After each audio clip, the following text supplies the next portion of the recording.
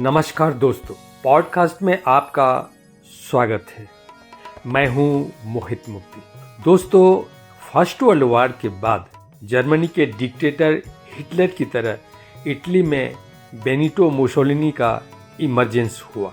Mussolini fascism का जन्मदाता और प्रणेता था। वह हिटलर की तरह ही लोकतंत्र का शत्रु, समानता और समाजवाद से नफरत करने वाला तथा स्वतंत्रता का अफाड़ता था। राज्य को सर्वोच्च, सारी शक्तियों का स्रोत और केंद्र समझने वाला था। इटली के आकाश पर वह सितारे की तरह उगा और स्वेच्छाचारी नीति, सर्वाधिकारवादी प्रवृत्ति, मानवाधिकार विरोधी नीयत के चलते धूल में मिल गया। ये अलग बात है कि उसके द्वारा पैदा किया हुआ फासिज्म आज भी दुनिया के कई देशों में उत्पात मचा रहा है। प्रथम विश्व युद्ध के बाद कई मामलों में इटली की हालत दुर्दशापूर्ण और जर्जर हो गई थी। वहाँ के युवा निराश और हताश थे। मुसोलिनी ने उनको कई तरह के सुनहरे सपने दिखाकर सत्ता हासिल कर लिया। तानाशाही का पिता और क्रूरता के प्रतीक मुसोलिनी का जन्म इटली में 23 जुलाई 1883 को एक गरीब परिवार में हुआ था। शिक्षा प्राप्त करने के बाद 1916 में वह साधारण सैनिक के रूप में युद्ध लड़ने गया था, लेकिन कुछ महीने बाद गंभीर रूप से घायल हो जाने के कारण उसे युद्ध क्षेत्र से वापस भेज दिया गया था। मुसोलिनी शुरू में समाजवादी विचारधारा में विश्वास रखने वाला व्यक्ति था। उसने हिंसापूर्वक पूंजीवाद को उखाड़ फेंकने के लिए अंतर्राष्ट्रीय लोकतंत्र का प्रचार करने वाले साम्राज्यवाद, सैन्यवाद और राष्ट्रवाद की आलोचना करने वाले लेख भी लिखे थे, लेकिन बाद में उसका विचार बिल्कुल उल्टा हो गया। फर्स्ट वर्ल्ड वॉर के बाद उपजी कठिन परिस्थितियों से लाभ उठाकर उसने फासिस्ट संगठन स्थापित कर लिया। 1919 में उसने फासी सैन्य दल की स्थापना की। इस दल के वॉलंटियर्स ब्लैक शर्ट पहनते थे और हथियार भी रखते थे। उनका अपना झंडा भी था। मुसोलिनी दल का कमांडर था, जिसे ड्यूस कहा जाता था। मुसोलिनी डार्विन के सिद्धांत, सर्वाइवल ऑफ द फिटेस्ट और हीगेल के आइडियलिज्म से प्रभावित था। उस पर मैकियावेली की क्रूरता और धूर्तता वाले राजनीतिक विचारों का भी गहरा प्रभाव था।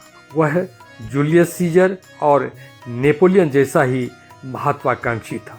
फांसीवाद की व्याख्या करते हुए उसने लिखा था कि फांसीवाद कोई ऐसा सिद्धांत नहीं है जिसकी हर बात को विस्तार से पहले ही इस्टेब्लिश कर लिया गया हो। फांसीवाद का जन्म कार्य किए जाने की आवश्यकता के कारण हुआ है। फांसीवाद सैद्धांतिक होने के स्थान पर शुरू से ही व्यावहारिक रहा है। उसने एक बार यह भी कहा था, हम फासिस्टों में परंपरागत सिद्धांतवादियों की मान्यताओं को तोड़ने का साहस है। हम क्रांतिकारी भी हैं और प्रतिक्रियावादी भी। हम श्रमजीवी भी हैं और श्रम विरोधी भी हैं। शांतिवादी भी हैं और शांति विरोधी भी हैं। वह कहा करता था कि शांति उस झील की तरह है जहां पानी ठहरा रहता है। उन्नति का मतलब है आगे बढ़ना, और आगे बढ़ने का मतलब है दूसरों को अपने पैरों तले रौंदते जाना। बिना लड़ाई के कोई भी जाति, समाज या देश ऊंचाई पर पहुंच नहीं सकता। गंजाशीर, बेडोल जबड़ा और ढोल जैसा सीना वाला मुसोलिनी गजब का भाषणवीर था। किसी ने लिखा है कि उसके मुंह से शब्द ऐसे निकलते थे जैसे मशीन गन से गोलियां निकलती हैं। उसके चेहरे और उसकी आंखों में गुस्सा धधकता था। वह अपने नाटकीय अंदाज में दिए गए भाषण से श्रोता के अंदर इतना जोश भरता था कि वे गुब्बारे की तरह फूलकर उछलने लगते थे। वह कहा करता था कि फासिज्म एक पार्टी है, एक सैनिक है, एक संस्था है, लेकिन यह काफ़ी नहीं है। इसे इटली का आत्मा बनकर रहना चाहिए। मुसोलिनी के साहस और संगठन क्षमता से 3 साल के अंदर ही उसकी पार्टी इटली की प्रमुख पार्टी बन गई। 28 अक्टूबर 1922 को दलबल के साथ उसने रोम पर चढ़ाई कर दी। मजबूर होकर इटली की तत्कालीन सरकार ने त्यागपत्र दे दिया। 30 अक्टूबर को मुसोलिनी ने अपने मंत्रिमंडल के साथ शपथ ग्रहण कर लिया। 1924 में जनरल इलेक्शन हुआ। मुसोलिनी की पार्टी को पार्लियामेंट में बहुमत प्राप्त हो गया और उसे प्रधानमंत्री के रूप में सर्वाधिकार प्राप्त हो गया। 1926 में उसने सभी विरोधियों का अंत कर दिया। अब देश में फासिस्ट पार्टी ही कानूनी रूप से एकमात्र पार्टी रह गई थी। फासिस्ट पार्टी के विरुद्ध साजिश रचने वालों के खिलाफ गुप्त खुफिया पुलिस की व्यवस्था की गई। उसने अपने विरोधियों को बुरी तरह से कुचल दिया, बेरहमी से कत्ल कर दिया। पाठ्य पुस्तकों, समाचार पत्रों, रेडियो और यहाँ तक कि डाक व्यवस्था को भी सेंसर कर दिया। प्राइमरी स्कूलों में फासिस्ट शिक्षा अनिवार्य कर दिया। स्टूडेंट्स को यह रटवाया जाता था कि मुसोलिनी इज ऑलवेज राइट।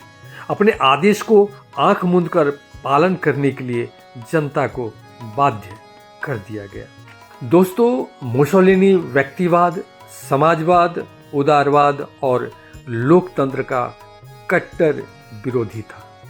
उसने लोकतंत्र, स्वतंत्रता, समानता और न्याय को दफना ही दिया था। वह राज्य को सर्वश्रेष्ठ मानता था।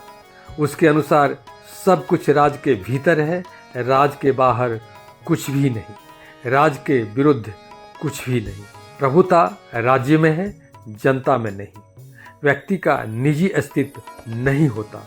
मतलब इटली में फासिस्ट तानाशाही पूरी तरह से कायम हो गई थी। मुसोलिनी एक पार्टी, एक नेता और एक शासक में विश्वास करता था। वह युवकों से कहता था, विश्वास करो, आगे बढ़ो और लड़ो। खतरनाक बनकर जियो। मैं आगे बढ़ता हूँ तो मेरे पीछे चलो, पीछे हटता हूँ तो मुझे गोली मार दो। वह 2 बातों को बहुत प्रोत्साहित करता था। पहली अनुशासन और दूसरी यहूदियों का दमन। वह इटली के रेस प्योरिटी पर बल देता था। उसने उन स्कूलों में यहूदी बच्चों को पढ़ने पर रोक लगा दी जिनमें इटालियन बच्चे पढ़ते थे। यहूदी व्यापारियों को लाइसेंस देना बंद कर दिया। दोस्तों, मुसोलिनी का सिद्धांत बुद्धि विरोधी था। राजनीति के क्षेत्र में वह अज्ञानता का समर्थक था। उसके अनुसार शासक जो कहे वही ठीक है। जनता को तर्क नहीं, भावना के आधार पर सरकार का सहयोग करना चाहिए। दोस्तों, आपने देखा कि किस तरह पिछली सरकार की कमजोरी इटली की दुर्दशा को दर्शाकर, युवकों को सुनहरे सपने दिखाकर, अपनी चतुराई और धूर्तता से वह इटली का अधिनायक बन गया था। लेकिन निरंकुश सत्ता के नशे में उसने अनेकानेक जन विरोधी कार्य किए। इटली के पुराने गौरव को लौटाने और उसे उन्नत बनाने का झांसा देकर उसने जनता के सारे अधिकार छीन लिए। जनता देश की शक्ति, शासन व्यवस्था, अर्थव्यवस्था और स्वतंत्र चिंतन का हिस्सा न रहकर अधिकार, आज़ादी और स्वाभिमान विहीन निर्जीव पुपेट की तरह हो गई थी। मुसोलिनी ने द्वितीय विश्व युद्ध की आग में इटली को झोंक दिया था, जिसमें इटली की भारी बर्बादी हुई थी। जनधन की अपार क्षति हो रही थी। जनता पहले से ही गुस्सा में थी, लेकिन युद्ध में हुए विनाश के कारण जनता मुसोलिनी का दुश्मन बन गई थी। उसको 25 जुलाई 1923 को प्रधानमंत्री के पद से हटा दिया गया और जेल में डाल दिया गया। लेकिन जर्मन वायुसेना उसको आज़ाद कराकर जर्मनी भेज दिया। जब वह जर्मनी की मदद से समानांतर सरकार बनाने के लिए इटली लौटा तो 28 अप्रैल 1945 को उसको जनता ने उसकी प्रेमिका क्लारा पेटासी सहित पकड़ लिया और दोनों की हत्या कर मिलान के एक चौक पर उल्टा टांग दिया। हत्या के बाद कुछ गुस्साई हुई महिलाओं ने उसके मुंह पर पेशाब भी कर दिया था। दोस्तों, निरंकुश सत्ता के मद में चूर मुसोलिनी को पता ही नहीं था कि आम जनता सरल सोच की होती है, लेकिन जब उसकी सहन शक्ति हद को पार कर जाती है तो वह कुछ भी कर सकती है। भाषण वीरता और तिकरमबाजी से सत्ता हासिल तो की जा सकती है, हमेशा कायम नहीं रखी जा सकती। मुसोलिनी की सन की क्रूरता, धूर्तता, निरंकुशता और भाग्य विधाता बन जाने की मूर्खता उसे लेकर डूब गई। पॉडकास्ट अच्छा लगा हो तो चैनल को सब्सक्राइब कर लीजिए। Thank you.